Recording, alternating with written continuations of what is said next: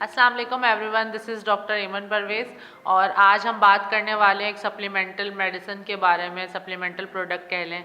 उसका नाम है इंटेरोजर्मिना इम्प्यूल्स। तो आज इसी से रिलेटेड मैं आपको सारी इन्फॉर्मेशन दूंगी कि इंटेरोजर्मिना इम्प्यूल्स क्या होते हैं, इसके यूजेस क्या होते हैं, इसका डोज क्या होता है, किस पर्पज़ के लिए यूज़ होते हैं, प्लस ये कि इसके क्या साइड इफ़ेक्ट्स होते हैं और इसकी क्या प्रिकॉशंस होती हैं। तो इस एतबार से वीडियो काफ़ी इन्फॉर्मेटिव होगी, सो स्टे ट्यून्ड। तो स्टार्ट में बात कर लेते हैं कि इंटेरोजर्मिना होता है क्या है। इंटेरोजर्मिना एक प्रोबायोटिक सप्लीमेंटल मेडिसिन या प्रोडक्ट होता है जो कि यूजुअली डायरिया को कंट्रोल करने के लिए यूज़ हो रहा होता है और अमूमन ये बच्चों के लिए बहुत ज़्यादा बेनिफिशियल होता है और बच्चों को ही प्रिस्क्राइब ज़्यादातर किया जा रहा होता है क्योंकि बच्चों में डायरिया से होने वाले स्टमक के बहुत सारे इश्यूज स्टार्ट हो जाते हैं। तो यहाँ पे थोड़ा सा ये भी डिस्कस कर लेते हैं कि प्रोबायोटिक्स क्या होते हैं। प्रोबायोटिक्स एक्चुअली जो होते हैं वो हेल्दी बैक्टीरिया या हमारे जो गट फ्रेंडली बैक्टीरियाज होते हैं जो कि हमारे आंतों के लिए ज़रूरी होते हैं।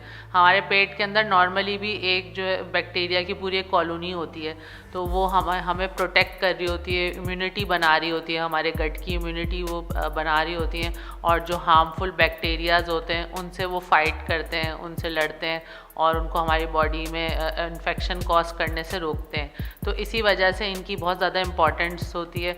तो प्रोबायोटिक सप्लीमेंट्स या प्रोबायोटिक चीज़ें जो होती हैं वो आपके पेट की जो कंडीशन होती है और गट इम्यूनिटी जो होती है उसको बहुत ज़्यादा स्ट्रॉन्ग करते हैं। तो अब बात कर लेते हैं इंटेरोजर्मिना की यूजेस के बारे में। तो जैसा कि हमने डिस्कस किया कि इंटेरोजर्मिना जो है वो सबसे ज़्यादा डायरिया के लिए इस्तेमाल होता है क्योंकि डायरिया के अंदर ऐसा होता है कि हमारा जो नॉर्मल फ्लोरा होता है यानी हमारे जो हेल्दी बैक्टीरियाज होते हैं वो काफ़ी ज़्यादा डिस्टर्ब हो जाते हैं, उनकी जो क्वांटिटी होती है वो इम्बैलेंस हो जाती है। तो इस वजह से डायरिया में ये बहुत ज़्यादा बेनिफिशियल होता है। दूसरे जो इसका यूज़ होता है वो ये होता है जिनको वाइटामिन्स का इम्बैलेंस होता है, उसकी एब्जॉर्प्शन में मसला हो रहा होता है, तो उनके लिए भी ये बहुत ज़्यादा बेनिफिशियल होता है। ये वाइटामिन्स की एब्जॉर्प्शन बढ़ाने में भी मदद करता है। साथ साथ इसका एक और जो यूज़ होता है वो ये होता है कि जिनका निज़ाम हज़म अच्छे से काम नहीं कर रहा होता, डाइजेशन अच्छी नहीं होती, वो भी ये यूज़ कर सकते हैं। और साथ साथ जो है जिनको कोई आंतों के इन्फेक्शन हो रहे होते हैं या IBS का इशू हो रहा होता है तो उनको भी ये यूज़ करवाया जा सकती है।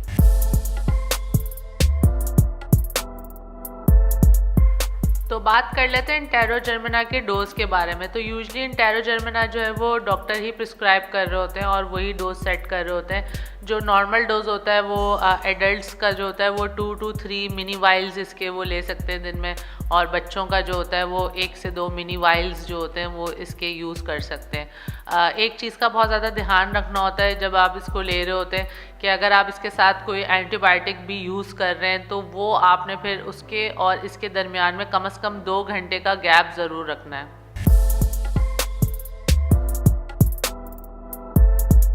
तो अब बात कर लेते हैं इंटेरोजर्मिना के साइड इफ़ेक्ट्स के बारे में। तो नॉर्मली इंटेरोजर्मिना जो है वो बहुत ही एक सेफ़ सप्लीमेंट एक प्रोडक्ट होता है, तो इसके एज सच कोई साइड इफ़ेक्ट्स नहीं होते हैं। हाँ, कभी कभार थोड़े बहुत इशू हो सकते हैं जैसे कि स्टमक अपसेट हो सकता है, नोज़िया हो सकता है या इचिंग हो सकती है या स्किन रैश वगैरह, ये इसके बस कॉमन साइड इफ़ेक्ट होते हैं।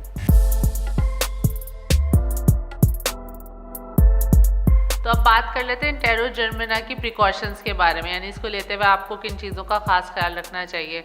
तो नॉर्मली जो है वो इंटेरोजर्मिना लेते हुए एज सच कोई बहुत ज़्यादा प्रिकॉशंस नहीं होती हैं, काफ़ी सेफ़ होता है। हाँ, कुछ चीज़ों का आप ख्याल रख सकते हैं जैसे कि आपको अगर इससे कोई एलर्जी की हिस्ट्री है इसके किसी इंग्रेडिएंट से तो फिर आप जो है वो डॉक्टर की हिदायत से इसको यूज़ करें। प्लस ये है कि अगर कोई प्रेग्नेंट या लैक्टेटिंग मदर भी इसको यूज़ करना चाह रही हैं तो वो पहले डॉक्टर से मशवरा करें।